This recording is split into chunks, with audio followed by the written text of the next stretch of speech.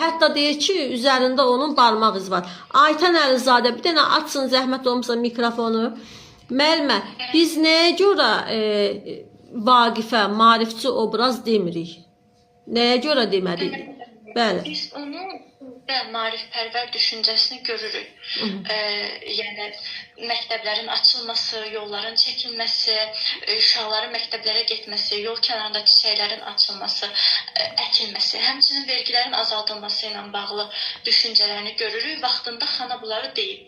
Bəli. Amma deməklə kifayətlənib, arxasıca getməyib, əməli bir fəaliyyət göstərməyib, nə də kiminsə göstərməsinə səy eləməyib. Ona görə də heç bir maarifpərvər, belə deyək, əməli fəaliyyəti yoxdur, maarifçi obraz deyil. Bəs nəyə görə Natavanı maarifçi obraz götürürük?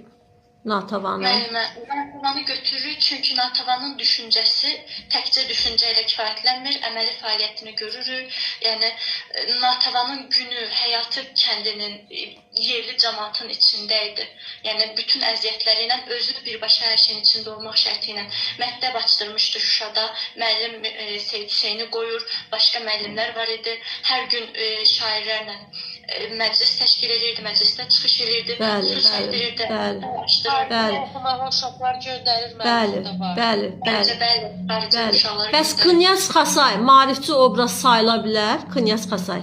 Knyaz Xasayı maarifçi obraz saymarıq məncə. Yəni onun da biz əməli fəaliyyətini görürük. Axı biz görürük orada Knyaz Xasay gəlir ikinci dəfə qaydanda Natavana nə deyir orada? Deyir ki, Əslində deyir müəllim burada deyir ki, mən uşaqlar deyir göndərdim,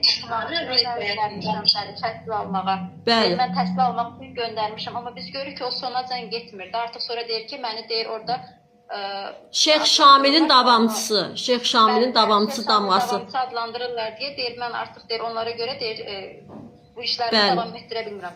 Bəli.